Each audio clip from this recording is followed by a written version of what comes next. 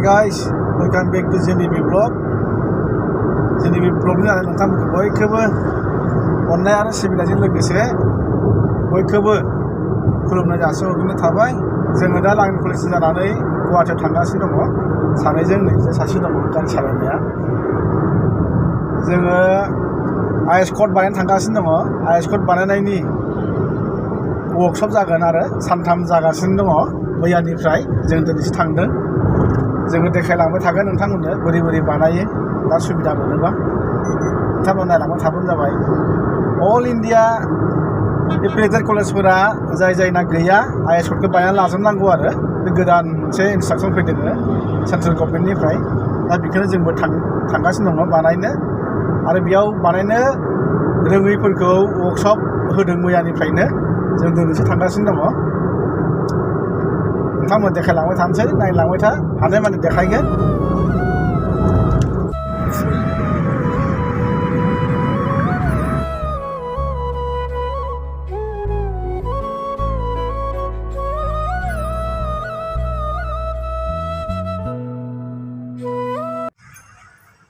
दा गुवाहाटी मोनफैबाय थावआव सोगासिनो दङ। गाइस जों दा नै गुवाहाटी मोनफैबाय। जों दा थांगासिनो दङ। जोंनि वर्कशपआ जागोन उलुबारिनि बि बरुवा कलेजाव जागोन। जों थांगासिनो दङ आइस कड खालामनो।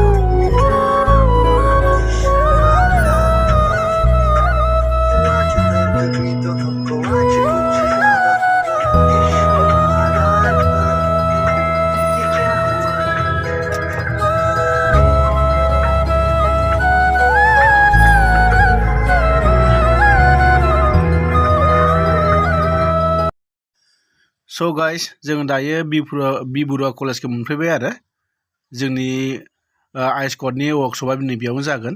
जों दा नै बि बरुवा कलेजाव जों हाबगासिनो दङ। मोनफैबाय।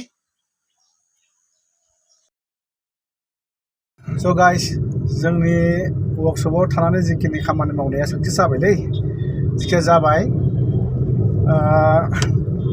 आइस क'ड खालामनायनि जिखिनि कलेजफोरनि खालामनानै फैनाया जोङो जिखिजाया मोजाङै मोजां जानानै थांबाय। जों हाबाय बानायनो दा थांगासिनो जों ओंखारबाय। जों दा गुवाहाटीनि बाजै हटेल होननाय मोनसे मुंदांखा नाम दं हटेल। जों बेयाव ओंखाम जालांसै। जिखिजाया बेयाव ओंखामबो उखैबाय। खामानि जिरायदों नन स्टप खामानि होबाय। दिल्लीनिफ्राय फैदों फोरोंगिरिफोरा वर्कशपनि जिखिनि फोरोंगिरिफोरा फैदों बिथांमोना। जोंबो सोंनानै लाबाय जिखिनि सोंनानै लाबाय खिथाबाय बानायै जोब्बाय दासो जोब्बाय। दा जों ओंखारगासिनो दङ। जिखिजाया मोजाङै जाबाय। सिंनि जिखिनि बानायनाय टाइमाव भिडिअ सिडिअ लानो होआखै बेनिखायनो जों देखायनो हायाखै। जिखिजाया साइलेन्ट मुडाव लाजोबनांगौ मबाइलफोरखौ भिडिअबो खालामनो होआखै। दा जोङो खालामनानै फैबाय। जिखिजाया जोंनि जिखिनि वर्कशपआव फैनायनि मेन थांखि बे साक्सेस जाबाय आरो। बाजै हटेल ओंखाम जानोसै जों दा। बाजै हटेल ओंखाम जानोसैलै लकेसनाव फैजोबबाय जों खामानि मावनानै।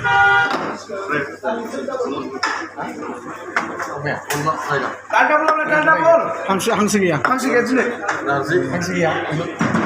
बेनिफ्राय अमा फ्राय दंना जानो होजोब एसे दे जाजोबसै।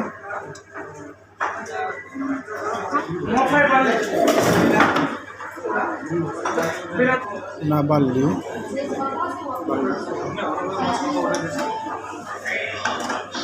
जाबाय माद्राय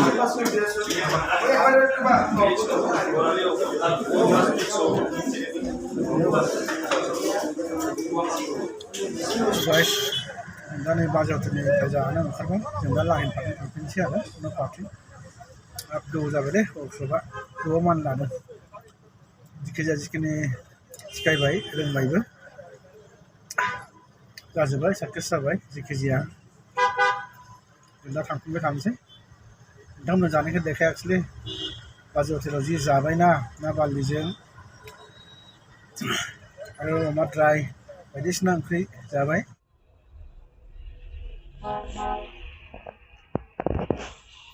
खामानिया दाखालि जाजोबदोंब्लाबो एसे नांथानानै थानायखाय जोङो गुवाहाटीयाव फिन खेबसे फैफिनबावनांबाय गाइस दिल्लीनि मिनिस्ट्रि अफ इडुकेसनाव रिक्वेस्टिंआ एसे नांथानानै थादों बेनिखायनो जोङो गुवाहाटीयाव डाइरेक्टर अफ हायार इडुकेसनाव जोङो फैफिनबावनांदों बायद'खौ लोगो हमनो हाय गाइस दा ट्राफिक जाम जादों नै बारनोनो हाया थांनो हाया सिगाङाव डेड बडि लांनाय गारिबो नुबाय बिदि नुबा साक्सेस जायैनि खामानिफोरा सेनसे होथेफैबावबाय मा जाखो ओरैनो टाइमा बिराद जाखाबाय फैयै फैयै आरो ट्रेन लामायाव ट्रेन फैनायनि थाखाय गेटआनो होथेबावजाबायसो नेबावनांसिगोन गाइस मायाव थांगोन नाय मोनसेखौ ट्रेन मासे खर'सो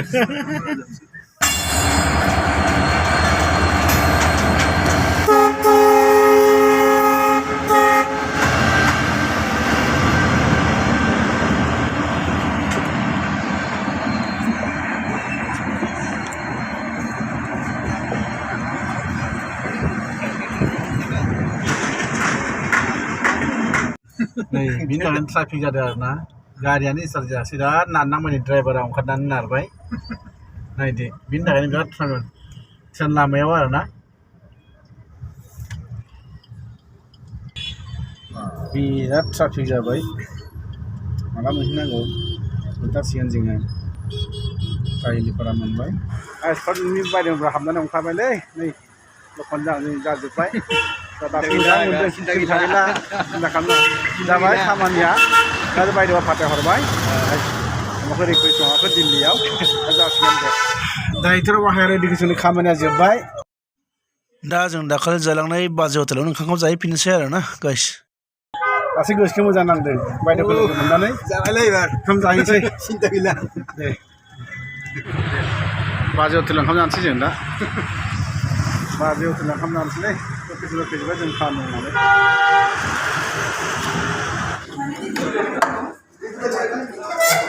ओंखाम जानोसै गुवाहाटीनि बाजै हटेलाव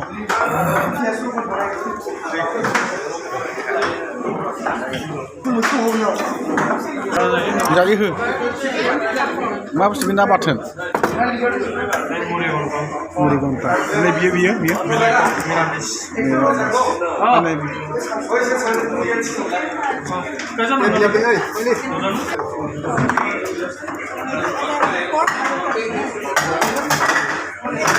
जाबाय जाबाय होनबा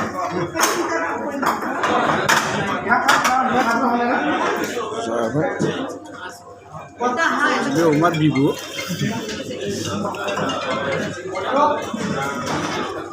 जानोसै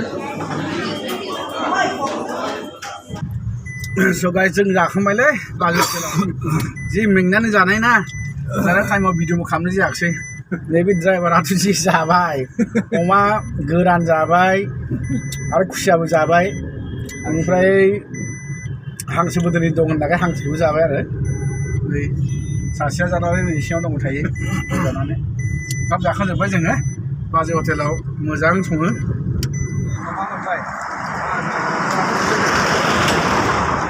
गाइस जोङो खमला लादों आरोना नोंसोरबो जाबाय सासे मोजां खमला बायदों जोङो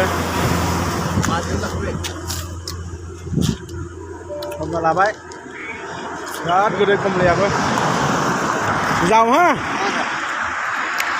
फैबाय जोंनो गुवाहाटीनिफ्राय गाइस जों दायो एसे रेस्ट लादों आरोना एकदम मोजां जायगा मोजां नुनानै जों एसे रेस्ट लादों फैगासिनो दं थांनोसै गुवाहाटीयाव थांनाय खामानिया जाजोब्बाय आइस कर्टखौबो जों मोनबाय जाबाय दिल्लीनिफ्राय खालामहरबाय माबा लाबोखो लिसु नै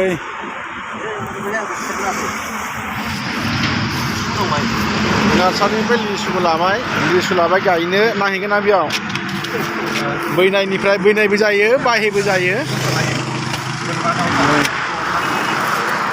खेबसेयावनो दं ना जाबाय दे नांला नोंनो नै खेबसे खाम लाबाय माबा लाबाय